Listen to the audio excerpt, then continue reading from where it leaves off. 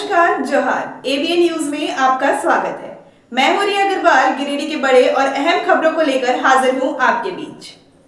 गिरिडीह जिले के तीसरी प्रखंड में एक गुप्त सूचना के आधार पर प्रशासन ने अवैध शराब निर्माण और अवैध माइका भंडारण का भांडाफोड़ किया है। सूचना के मुताबिक गोल्डन फ्यूचर पब्लिक स्कूल की खिजूरी शाखा में शराब बनाने के लिए उपयोग होने वाली सामग्री छिपाई गई थी। छापेमारी के दौरान स्कूल से शराब बनाने का कोई सामान तो नहीं मिला, लेकिन बरसों से स्टॉक किया हुआ 8 क्विंटल माइका बरामद हुआ। प्रशासन ने स्कूल की शाखा को सील कर दिया और आगे की कार्रवाई शुरू कर दी है। इसके अलावा जांच टीम को जानकारी मिली कि स्प्रिट की खेप को कहीं और शिफ्ट कर दिया गया है।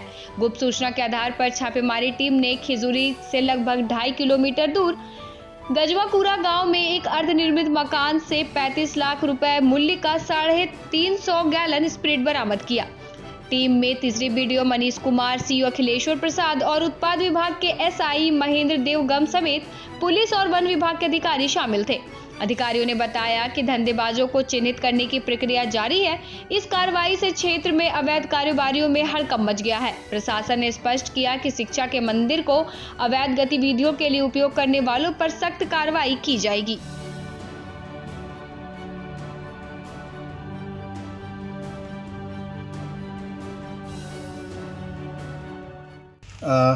आज हमें गुप्त सूचना मिली थी कि तीसरी थाना क्षेत्र में कुछ एरिया में जो अवैध स्प्रिट का जो कारोबार है वो किया जा रहा है, और इसी सूचना के आधार पे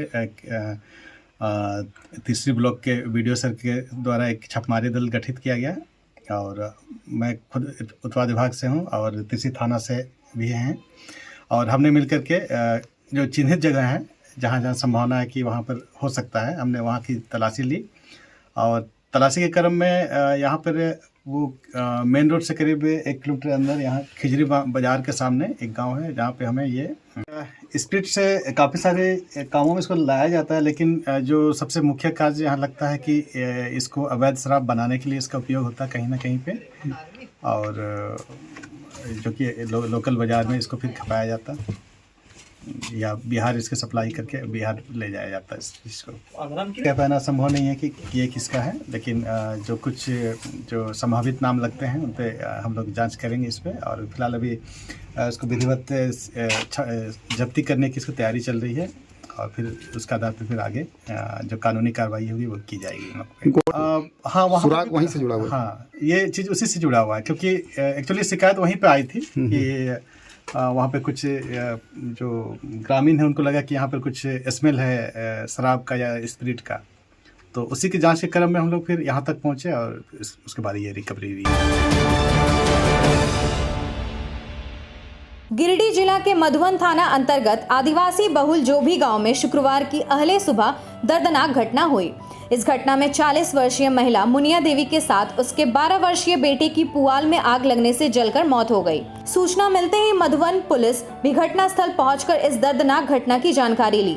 वहीं जानकारी मिलने के बाद डुमरी विधायक जयराम महतो भी घटनास्थल पहुंचकर मामले की जानकारी परिजनों से लिया।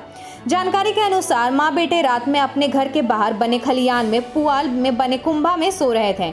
बताया जा रहा है कि रात में दोनों ने ठंड से बचने के लिए कुंभा के बाहर आग जलाकर तापने का काम किया था। बाद में आग बुझाया भी था, लेकिन चिंगारी रह जाने के कारण पुआल में पकड़ लिया, जिससे बड़ा घटना घट गया। मृतिका के पति द्वारा जब पत्नी और पुत्र का खोजबीन किया गया तो पुआल के ढेर में जले हुए शरीर के अवशेष पड़ा हुआ पाया गया। विधायक जयराम महतो ने इस घटना को हृदय विदारक बताते हुए कहा कि हम सभी शोकाकुल परिजन के साथ हैं। इन्होंने कुंभा में सोने वाले लोगों से सचेत होकर सोने की अपील की है।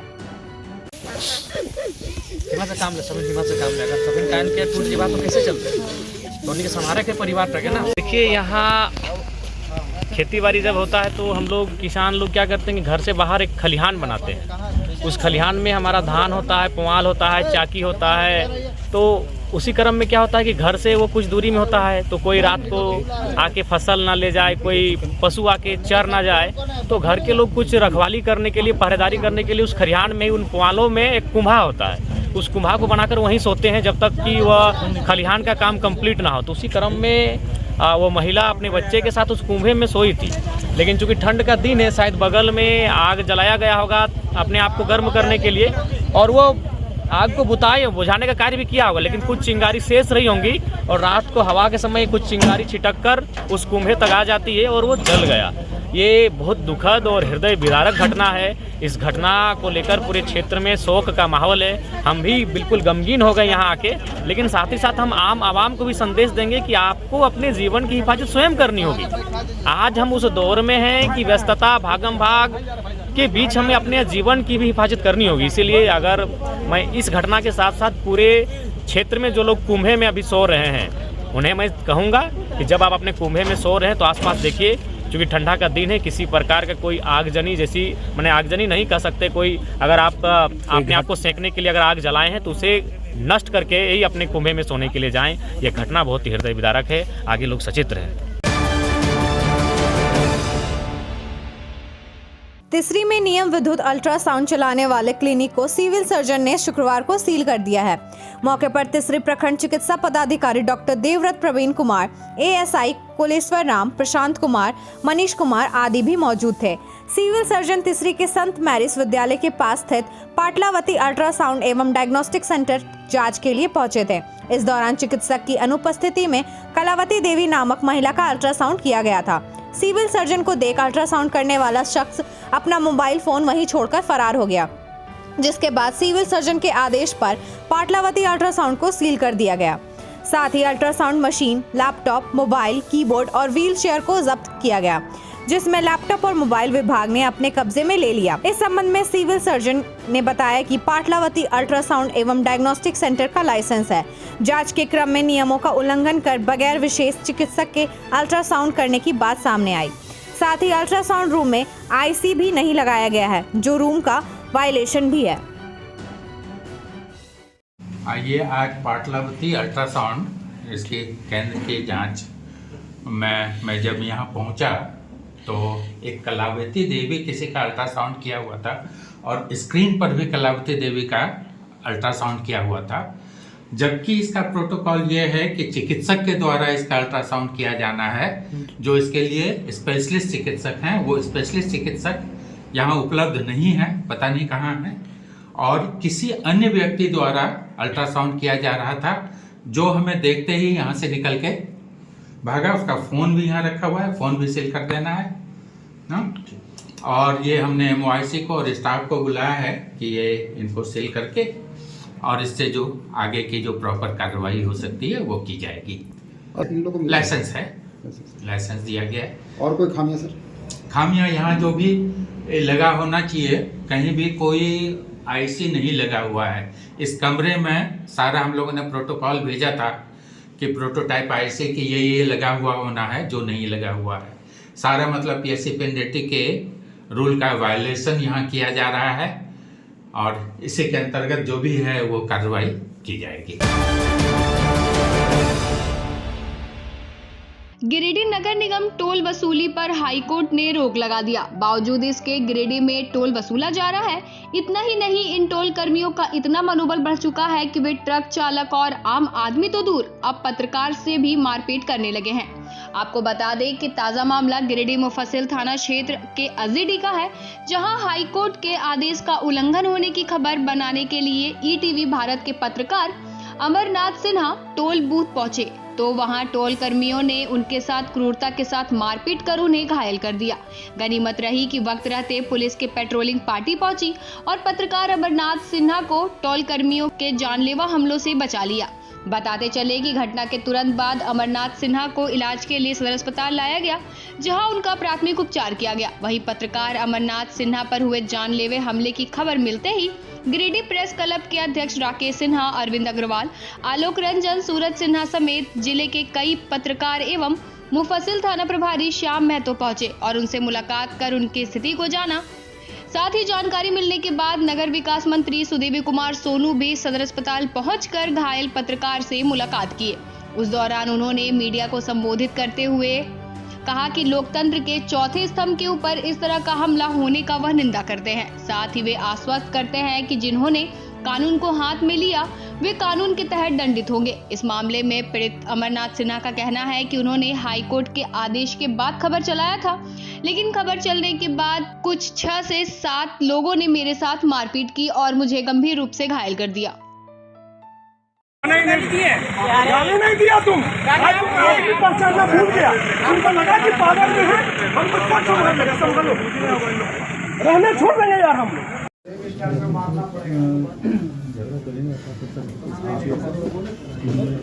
नहीं ना भैया, हम लोग लगाए गाड़ी, जस्ट पार्क किए, जा रहे थे ताराटाउन थाना में कोई बात करने। हमको बोले टोल के पास रोको, एक बार जांच करते हैं। तुम भी तो फोन कर। घटी घटना बहुत दुर्भाग्यपूर्ण है और लोकतंत्र के चौथे स्तंभ पत्रकारिता के ऊपर हुए इस हमले की हम घोर निंदा करते हैं और साथ ही यह आश्वस्त करते हैं कि कानून को हाथ में लेने की इजाज़त किसी को नहीं है। जिन लोगों ने भी कानून को हाथ में लिया है वो निश्चित रूप से कानून के दायरे में दंडित होंगे। माननीय हाईकोर्ट ने गिरिडीह टोल पर वसूली पर रोक लगाई है। इसका खबर लगातार 2 दिनों से हम दिखा रहे थे और आज भी सूचना मिली कि हाईकोर्ट के आदेश के बावजूद टोल में वसूली का काम चल रहा है। इसी सूचना पर हम खबर संकलन के लिए अजीडी टोल के पास रुके थे। वहाँ पर एक वाहन से टोल की वसूली की गई, उसे रसीद दिया गया। उसी रसीद को हम देखकर वाहन चालक का बयान ले रहे थे, तभी पीछे से टोल के जो गुंडे थे, वो 7-8 की संख्या में थे, उन्होंने अचानक हमला कर दिया। कहा कि इसने ही कल खबर चलाया था जिसके कारण हम लोगों का टोल रुक गया है, इसलिए इसको मारो। फिर काफ़ी मारा गया, गला दबाने का प्रयास किया गया, बहुत बेरहमी से मेरे साथ मारपीट की गई। टोल जैसे गाड़ी का जबरदस्ती सब ले रहा था। कितने बजे की घटना है? हो गया 2-3 दिन। 2-3 दिन। क्या कर रहा था?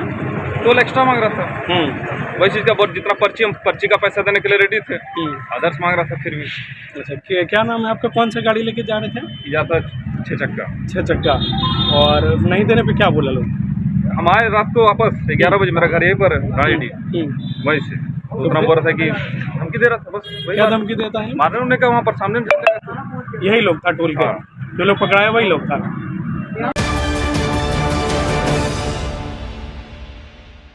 गिरिडीह पुलिस ने प्रतिबंधित पोर्टल के माध्यम से मिली सूचना के आधार पर तीनों साइबर अपराधी को गिरफ्तार किया है। साइबर थाना की पुलिस बेंगाबाद थाना क्षेत्र के खंडोली मोड़ के समीप साइबर अपराध कर रहे तीनों साइबर अपराधियों को रंगे हाथ दबोचा है। जिन 3 साइबर अपराधियों को गिरफ्तार किया गया है उसमें गांडी थाना क्षेत्र के पदनाडी निवासी साहिल अंसारी, नजमुल अंसारी और बेंगाबाद थाना क्षेत्र के पुरी गांव निवासी प्रमोद यादव शामिल है। इन तीनों साइबर अपराधियों के पास से पुलिस ने 4 मोबाइल फोन, 7 सिम कार्ड और 1 बाइक बरामद किया है। इससे संबंधित पूरी जानकारी साइबर डीएसपी आबिद खान ने प्रवक्ता कर दी। बताया कि एसपी डॉक्टर विमल कुमार को प्रतिबंधित पोर्टल के माध्यम से यह सूचना प्राप्त हुई कि बेंगाबाद थाना क्षेत्र के खंडोली मोड़ के पास कुछ साइबर अपराधी साइबर ठगी कर रहे हैं।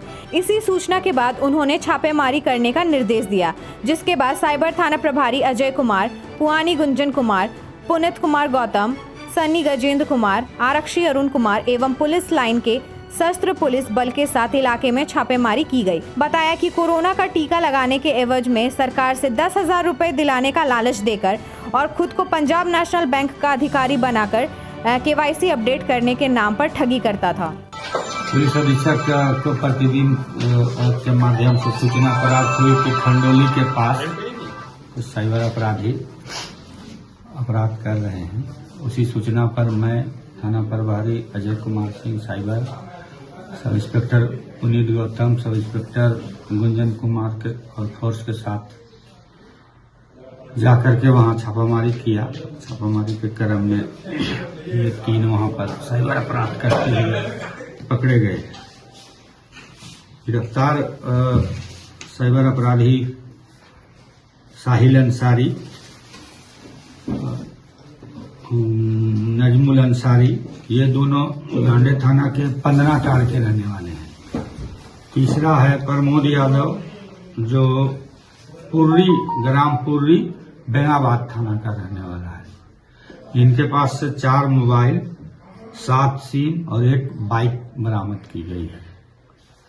ये लोग पंजाब नेशनल बैंक का ऐप भेज करके KYC अपडेट कराने के नाम पर लोगों से पैसा ठगी किया करते थे। और कोरोना का टीका आप ले लिए हैं तो आपके नाम पर 10,000 रुपया आया है, इतना भेजिए तो आपको पैसा जाएगा खाते में। उस नाम पर भी ये लोग ठगी करते थे। डीसी ऑफिस सभागार में डीसी स्मृता कुमारी की अध्यक्षता में बेटी बचाओ बेटी पढ़ाओ अभियान के तहत शुक्रवार को एक कार्यक्रम किया गया। कार्यक्रम में मुख्य अतिथि के रूप में जिला समाज कल्याण पदाधिकारी स्नेह कश्यप, बाल संरक्षक पदाधिकारी जीतू कुमार, विधि सह प्रोबेशन पदाधिकारी अहमद अली, बचपन बचाओ के जिला समन्वयक अंजलि, यूनिसेफ से मेरी टुड्डू, जिला बाल संरक्षक इकाई की काउंसलर नीलम कुमारी, सामाजिक कार्यकर्ता रविंद्र कुमार व अर्चना कुमारी समेत अन्य संबंधित अधिकारी उपस्थित थे। कार्यक्रम में उत्क्रमित उच्च विद्यालय महेश लुंडी के वर्ग 9वीं तथा 10वीं के छात्राओं ने भाग लिया। कार्यक्रम का उद्घाटन उप विकास आयुक्त स्मृता कुमारी ने किया। उन्होंने अपने संबोधन में कहा कि बालक एवं बालिकाओं का जन्म दर अनुपात को समान करना है, कन्या भ्रूण हत्या को रोका जाना है, इस अभियान की कुरीतियों को दूर किया जाना है। उन्होंने बाल विवाह रोकने के लिए शपथ भी दिलाई। बताया गया कि 22 जनवरी 2015 से इस अभियान की शुरुआत प्रधानमंत्री द्वारा हरियाणा के पानीपत से किया गया था।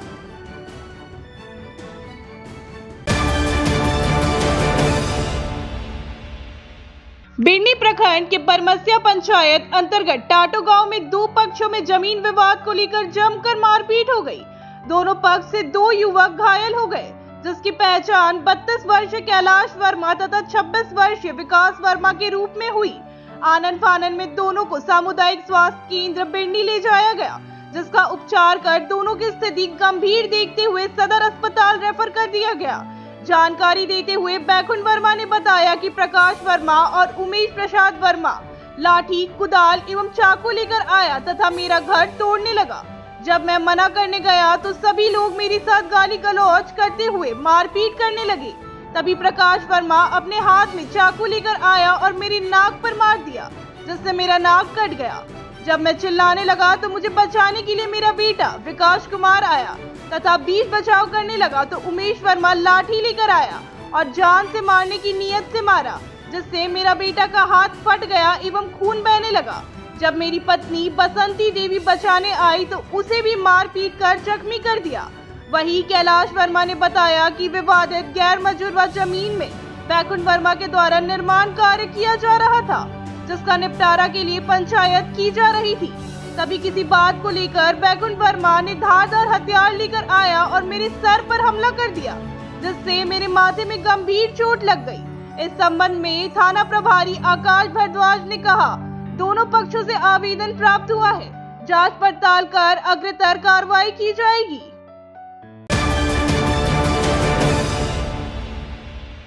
सिरसिया स्थित Badri Narayan Saha DAV public school परिसर में शुक्रवार को 2 दिवसीय वार्षिक खेलकूद प्रतियोगिता का शुभारंभ किया गया। उद्घाटन विद्यालय प्राचार्य योगेश्वर शर्मा ने फीता काटकर एवं गुब्बारा उड़ाकर किया। प्रतियोगिता के पहले दिन एलकेजी, यूकेजी से लेकर कक्षा 2 तक के प्रतिभागियों ने बढ़ चढ़कर हिस्सा लिया, जिसमें spoon marble race, balloon race और बाल रेस प्रतियोगिता संपन्न करवाई गई। इस दौरान प्राचार्य योगेश्वर शर्मा ने बच्चों को प्रोत्साहित करते हुए कहा कि खेल मानवीय जीवन मूल्यों, स्वस्थ प्रतिस्पर्धा, भाईचारा, मानसिक एवं शारीरिक विकास में अहम भूमिका निभाते हैं। मौके पर एसके पटनायक, देव बैनर्जी, रोहित पाठक, सुचित्रा, रूपम चौधरी, नीलिमा पांडे, लीना, शारदा पाठक, निवेश कुमार, संतोष कुमार एवं आकांक्षा मौजूद रहे। तीनों से फुलवाएंगा है ना, पहला बैलून का ये है, बैलून फुला के जमा कीजिए।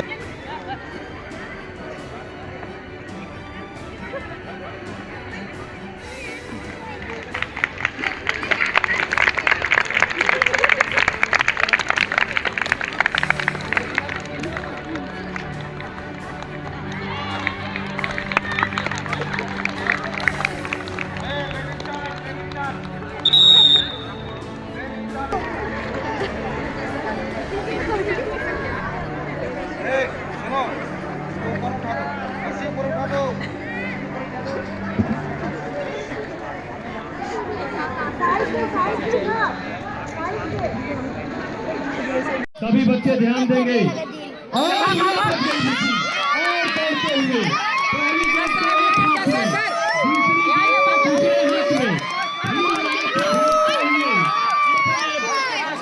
पाले में चले जाए। प्रथम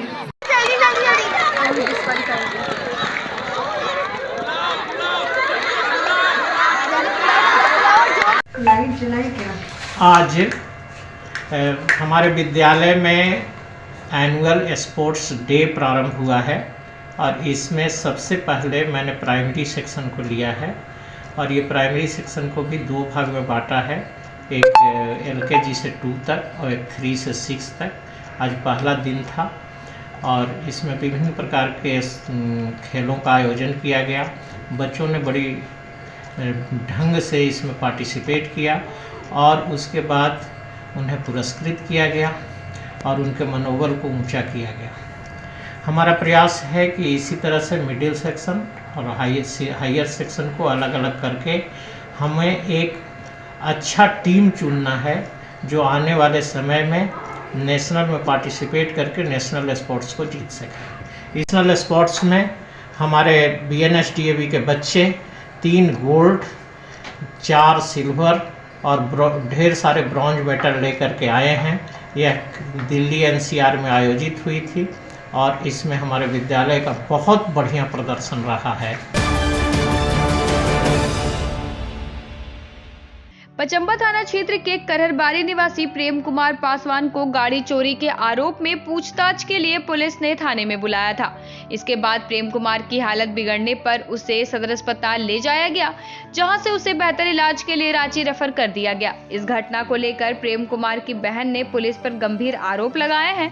उन्होंने बताया कि पुलिस उनके घर अचानक पहुंची और उनके भाई को जबरन थाने ले गई। जब वह थाने पहुंची तो उन्होंने देखा कि कुछ पुलिसकर्मी उनके भाई को बेरहमी से पीट रहे हैं। जब उन्होंने विरोध किया तो महिला पुलिसकर्मियों ने उनके साथ भी मारपीट की और उनका मोबाइल फोन छीनने की कोशिश की। प्रेम कुमार की हालत बिगड़ने पर पुलिस ने उसे अस्पताल पहुंचाया, लेकिन अब उसकी स्थिति गंभीर बताई जा रही है। दूसरी ओर पचंबा थाना प्रभारी राजीव कुमार ने इन आरोपों को बेबुनियादी बताते हुए कहा कि प्रेम कुमार पहले से मिर्गी जैसे बीमारी से पीड़ित हो सकता है, जिससे उसकी तबीयत बिगड़ी।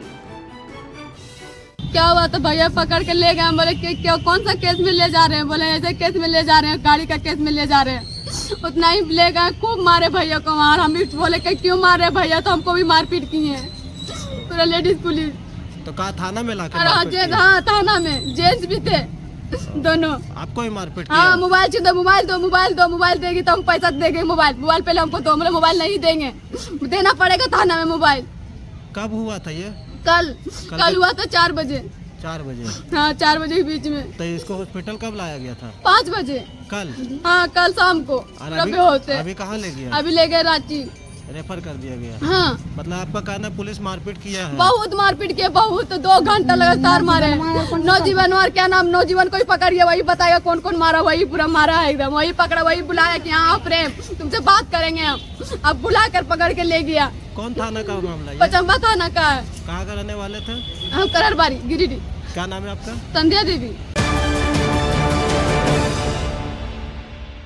झारखंड सरकार के नगर विकास मंत्री सुदिव्य कुमार सोनू से शुक्रवार को all India small and medium journalist welfare association के एक प्रतिनिधि मंडल ने मुलाकात किया और पत्रकारों से संबंधित 9 सूत्री मांगों को लेकर ज्ञापन सौंपा। संगठन के प्रदेश सलाहकार जितेंद्र सिंह डिम्पल और जमशेदपुर शहरी जिला अध्यक्ष चरणजीत सिंह ने पत्रकारों के हित में पत्रकारों पर दर्ज फर्जी मामलों की GSP रैंक से जांच कराने, सभी जिलों में प्रेस क्लब और आवास कॉलोनी का निर्माण कराने, एक्रेडिटेशन पत्रकार आयोग का गठन, बीमा, पेंशन व सम्मान योजना लागू करने की मांग की गई। सुदिव्य सोनू ने कहा कि राज्य सरकार पत्रकारों के हित में जल्द ही बीमा और पेंशन योजना लागू करने जा रही है और इसके लिए संबंधित विभाग योजना बना रही है। उन्होंने कहा कि जिलों में प्रेस क्लब का निर्माण व आवास कॉलोनी के लिए भी मुख्यमंत्री से दिशा निर्देश मिलते ही एक प्रारूप तैयार किया जाएगा।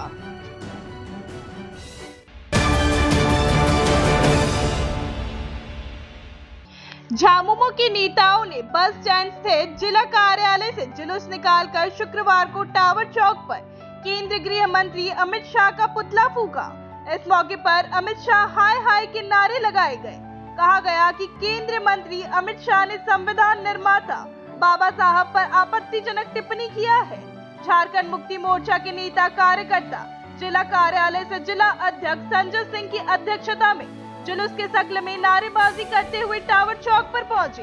कार्यक्रम को संबोधित करते हुए सिंह ने कहा कि अमित शाह की मानसिक स्थिति गड़बड़ हो गई है, इसलिए वो संसद में देश के संविधान निर्माता बाबा साहेब अम्बेडकर जी का अपमान करने लगे हैं। कहा कि मंत्री अमित शाह अपने बयान पर माफी नहीं मांगेंगे तब तक चरणबद्ध आंदोलन होगा। मौके पर दिलीप मंडल, दिलीप रजक, तूफान नसीम, नूनू राम किस्कू, रॉकी सिंह, किसुन सोरेन, कृष्ण मुरारी शर्मा, जाकिर हुसैन, अनवर अंसारी अलकमा, संतोष कांडवे, देवचरण दास, प्रमिला मेहरा, ज्योति सरन, मुमताज, समीम गद्दी, अशोक राव, अभय सिंह, दारा हाजरा, नुरुल हुड्डा, पप्पू, अभिषेक शर्मा, शेखर यादव, आनंद मिश्रा, ब्रिजमोहन आदि लोग मौजूद थे।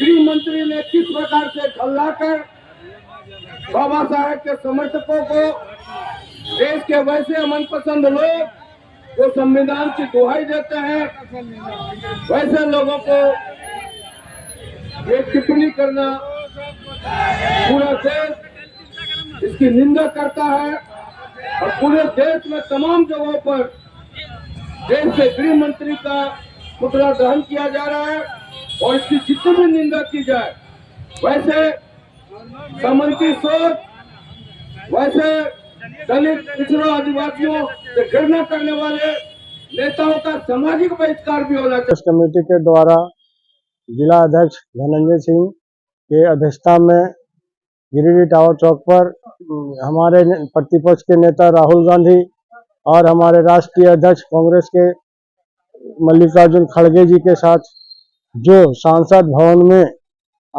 अपमानित और आपत्तिजनक धक्का मुक्की हुआ, उनके विरोध में आज जिला कांग्रेस कार्यकर्ता जन टावर चौक पर विरोध प्रदर्शन कर रहे थे और हम सब ने हमारे अमित शाह के विरुद्ध में और हमारे राहुल गांधी के जो एफआईआर दर्ज किया है कि आपने संसद में किसी को धक्का दे करके, एमपी को धक्का दे करके गिरा दिए हैं, ये गलत बात है। और अमित शाह जो अम्बेडकर करके हमारे भीमराव अम्बेडकर जी को अपमान किए हैं, इसके लिए हम लोग आज फिर धरना दिए हैं। कल भी हम लोग धरना दिए थे, कल भी हम लोग उनका पुतला जलाए थे।